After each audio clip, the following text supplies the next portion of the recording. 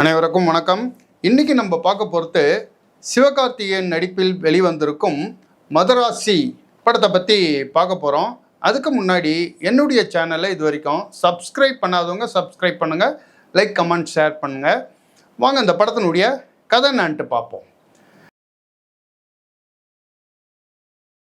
ஒரு மிகப்பெரிய ஆயுதம் கடத்துகிற கும்பல் கண்டெய்னரில் துப்பாக்கிகளை கடத்திக்கிட்டு தமிழ்நாட்டில் ஒரு பெரிய ஆயுத கலாச்சாரத்தை உருவாக்குறதுக்காக துப்பாக்கியை எடுத்துகிட்டு தமிழ்நாட்டுக்குள்ளே நுழையிறாங்க. இதை கண்டுபிடிக்கிற போலீஸ் அவங்கள அந்த ஆயுத கும்பலையும் அந்த கண்டெய்னர் ஃபுல்லாக வர அந்த துப்பாக்கிகளையும் பிடிக்கிறதுக்காக ஒரு பிளான் பண்ணுறாங்க.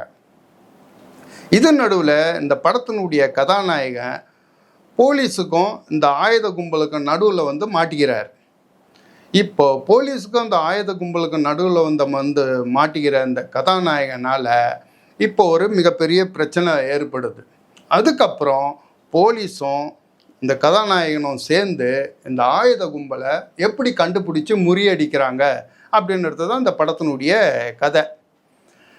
படத்தினுடைய மிகப்பெரிய ப்ளஸ் பாயிண்ட் சிவகார்த்திகேயன். அவருடைய அறிமுக காட்சியில் வரும் அந்த நடனமே சூப்பராக இருக்கும். பொதுவாக தமிழ் படங்களில் இப்போ நல்லா டான்ஸ் ஆடக்கூடிய ஆளுங்க ரெண்டே பேர் தான். ஒருத்தர் யாருன்ட்டு உங்களுக்கே தெரியும், சிவகார்த்திகேயன் கையில் துப்பாக்கியை கொடுத்தவர். ரெண்டாவது சிவகார்த்திகேயன். இந்த ஃபஸ்ட்டு டான்ஸ் அந்த பாட்டுக்கு அவர் அறிமுக காட்சியில் பிரமாதமான ஒரு டான்ஸ் ஒன்று ஆடி இருக்கார். டான்ஸ் மட்டும் இல்லாமல் கதாநாயகி கூட அந்த அப்பாவித்தனமான முகத்தோட காதல் புரிகிற காட்சி, அதுக்கப்புறம் வில்லன்களோட ஆக்ரோஷமாக சண்டை போடுற காட்சி, அந்த நெக்கலான 2-3 காமெடி காட்சி அப்படின்னு சொல்லிட்டு இந்த படத்துக்கு ஒரு ஹீரோ எந்த அளவுக்கு பண்ணணுமோ அந்த அளவுக்கு அவருடைய வேலையை கரெக்டாக பண்ணியிருக்கிறாரு சிவகார்த்திகேயன். அவருக்கு அப்புறம் படத்தினுடைய கதாநாயகி ருக்மணி வசந்த். பொதுவாக இந்தமாரி படங்களில் கதாநாயகி ஒரு கருவேப்பிலை மாதிரி யூஸ் பண்ணியிருப்பாங்க. ஆனால் இந்த படத்தில் கதாநாயகியுடைய கேரக்டரை ரொம்ப நல்லாவே எழுதியிருக்காங்க. முக்கியமாக ரொம்ப டல் அடிக்கிற இடத்துலலாம் அந்த படத்தை தள்ளி விடுறதே இந்த கதாநாயகனுடைய கேரக்டர் தான். அந்த விஷயத்தை நல்லா மனசில் வாங்கிக்கின்னு ருக்மணி வசந்தும் ஒரு நல்ல நடிப்பை இந்த படத்தில் பண்ணியிருக்காங்க. அதுக்கு அடுத்தது இவர் மேனன், பிஜு மேனன், அவருடைய மலையாளம் கலந்த அந்த தமிழ் நம்ம படம் பார்க்கும்போது தமிழ் படத்தை மலையாள படத்தை தமிழ் டப்பிங்கில் பார்க்குறோமோ அப்படின்ட்டு ஒரு எண்ணத்தை ஏற்படுத்துது. ஆனால் அவருடைய கேரக்டர் அந்த அளவுக்கு பெரிய அளவுக்கு நம்மளை இம்பேக்ட் பண்ணலை.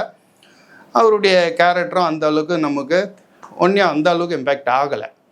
அதுக்கு அடுத்தது சொல்லணும்னா படத்தினுடைய வில்லன் வித்யார்த். துப்பாக்கி படத்துக்கு அப்புறம் இந்த படத்தில் அவருடைய இந்த வில்லன் கேரக்டரை நல்லா அருமையாக பண்ணியிருக்காரு. அவருடைய போர்ஷனே ஒரு ஹீரோவுக்கு ஈக்குவலாக இந்த கிளைமேக்ஸுக்கு முன்னாடி வர காட்சியை அமைச்சிருக்காங்க. அந்த காட்சியில் அவர் சூப்பராக பண்ணியிருக்காரு. அதேமாதிரி கிளைமேக்ஸில் வர சண்டை காட்சியும் சரி, கேமரா ஒர்க்கும் சரி, நல்லா பிரமாதமாக வந்திருக்கு. இவ்வளோ இருந்தும் இந்த படம் நம்ம பார்க்கும்போது அந்த அளவுக்கு ஒரு சுறுசுறுப்பாக போகலையே அப்படின்னுறதுக்கு காரணம் படத்தினுடைய கதை நம்ம பார்த்து சலிச்சு போன கதை. அதே மாதிரி திரைக்கதையும் எந்தவித விறுவிறுப்பும் இல்லாமல் ரொம்ப சாதாரணமான திரைக்கதை. படத்தினுடைய ஃபஸ்ட் ஹாப்பே ஆம வேகத்தில் தான் அப்படியே நகருது. ஓரளவுக்கு அப்படியே இன்ட்ரோல் பிளாக்ல ஒரு சூப்பரான சீன் வச்சுருக்குறாங்க.